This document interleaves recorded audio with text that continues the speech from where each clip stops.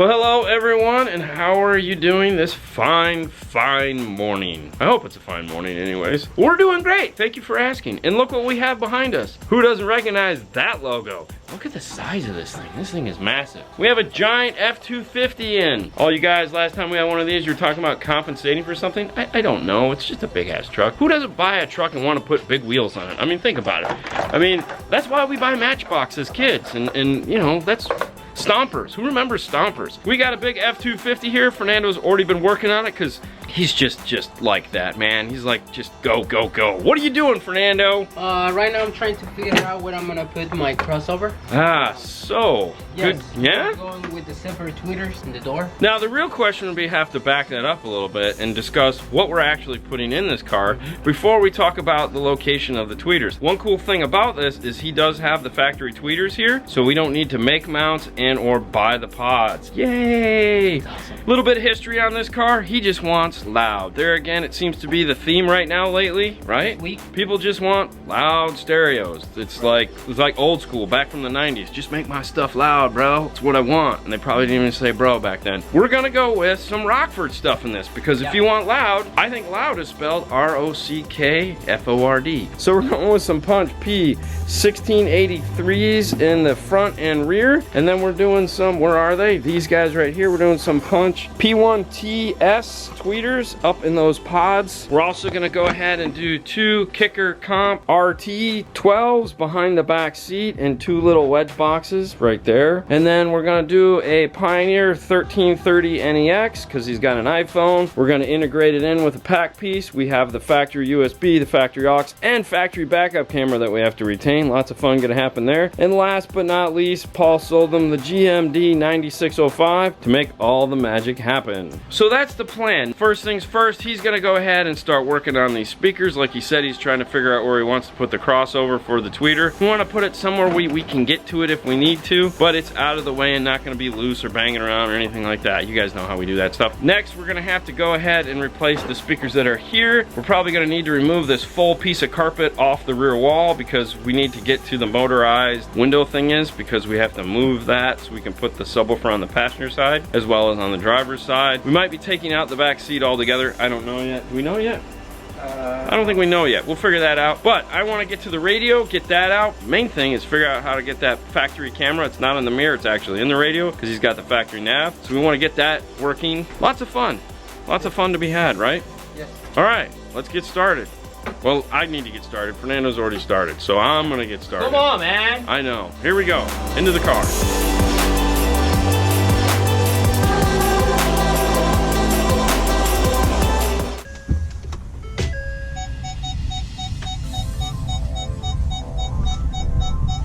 So there's the backup camera there. Go ahead and get this off. The first thing we need to do is remove these two pieces here. There's little spots down here that allow you to remove them, and then there's two 7mm screws behind it.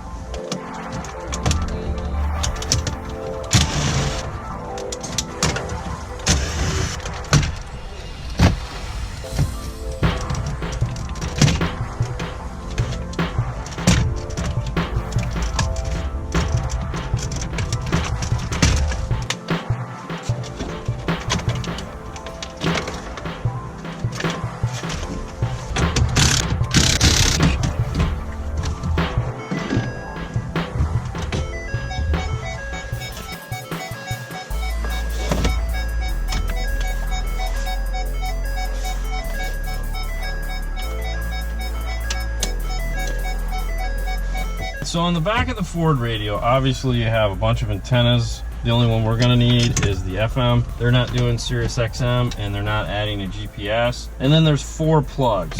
3 of the plugs, we know what they are. So for example, the small guy here that is a 8-pin, this is for the subwoofer that we're not gonna be retaining, so we don't need that. Then we have the big plug here.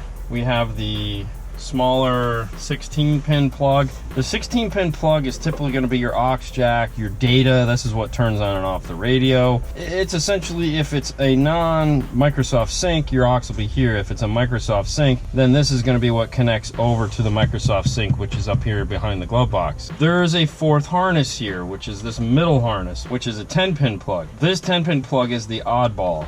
And this is what's leading me to believe that this is the camera. It could just be pure coincidence, I don't know, but when I unplug it, the camera goes away. So what we want to do is go ahead and we're going to pull off this tape and try to get back into the wire here, because it feels like there is a solid cable in here somewhere. And I actually want to see that. And then we'll work our way through trying to figure out what is what actually powers up the camera. If the power for the camera is coming from the radio or if it's coming from the car, and this is just the viewer of it. Let's go get something to cut the tape and some stuff.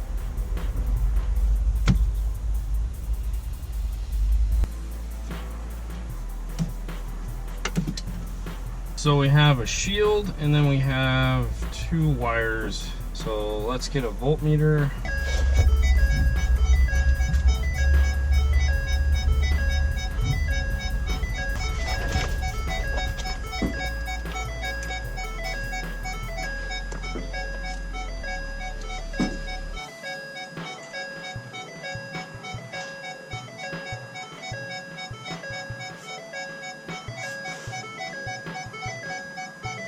All right, so we have the camera wires. It looks like the white green is positive and this purple color is the negative feed. Go ahead and take it out of reverse. So we still have a camera feed. So that's telling me that something else other than the radio is probably powering this. We can go ahead and we'll pull the power to the radio, and we still have a camera feed. Our camera is definitely being powered from something else in the vehicle and not the radio. It is connected to ignition though. So all we need to do is solder in an RCA. The center pin needs to connect to this white-green wire, and our ground or shield needs to connect to this purple wire. Let's go ahead and get this radio out, and we'll just go ahead and do that real quick.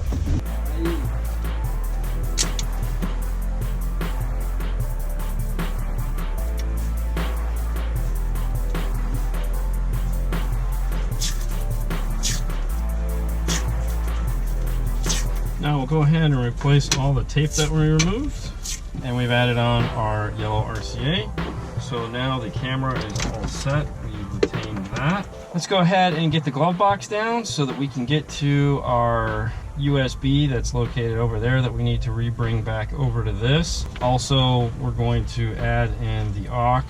It's easier just to attach it here than to attach it over there, so we're just going to actually cut this off and solder in our RCAs here.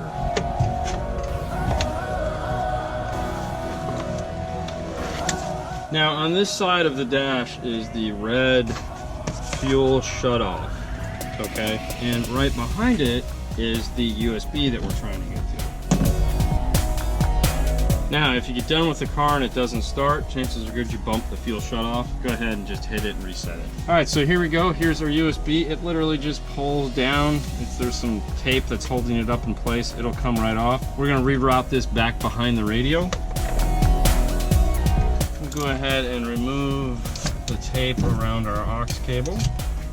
Now, aux cable retention is actually becoming fewer and fewer. We're getting less and less requests for it, especially now that the iPhone doesn't even have an aux jack on it. All right, to go into our factory USB, we're going to use this part here from PAC, the USB GM1. This doesn't just fit in Fords. It's basically just a mini USB to standard USB. Just going to plug in like that. We're going to go ahead and add some heat shrink over to this in a couple minutes. Let's go ahead and remove this.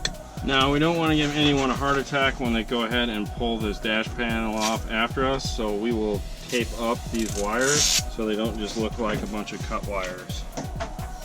Now, anytime you do have to cut a harness off like we just did, give it about 2.5 to 3 inches. Don't cut it down here next to the, I mean, let's be realistic. You need to be able to reattach this at some point. It has to have some wires. So make sure if you do have to remove it with enough wire to where you can reattach it. All right, let's head over to the bench and we will solder up our aux connector. So we've gone ahead and grabbed a standard aux jack, and what we want to do is we're just going to figure out how long we need it, and we're going to cut it. Ouch. Then we'll save the other half for when we do another one of these. Now we want to go ahead and strip back about 3 inches and go ahead and remove the insulation. All right, so we have our 3 ends, and then we're going to come over here to this guy and do the same thing. We're going to need 3 pieces of heat shrink, and we're going to need the factory aux jack. Go ahead and plug it in. Plug this guy into the front just like that. Take our digital multimeter and set it to continuity. That's the thing that does this. And then we'll go ahead and pick one.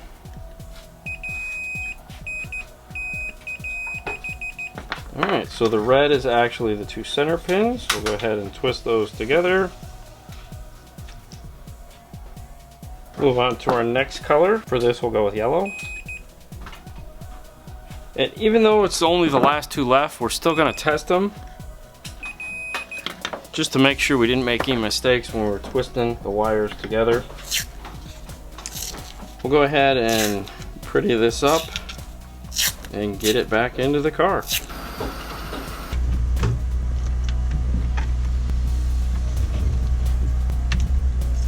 Alright, so we have the aux, the USB, and the backup camera retained. That was really going to be the fun part, so I like to get the fun part out of the way first. We think we've come up with a place we want to put the amplifier, which is in the package tray underneath the back seat.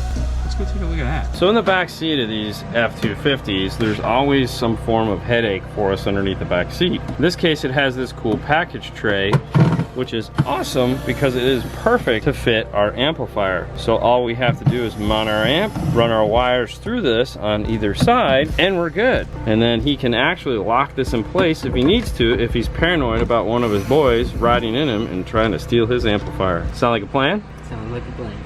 I'm glad you're down. So we're gonna actually go ahead and remove it so that we can mount it, run all our wires, and then put it back in the truck.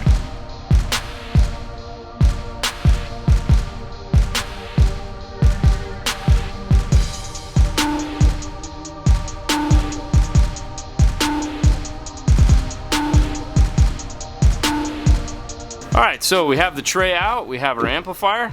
Let's get this thing wired up and get it in here.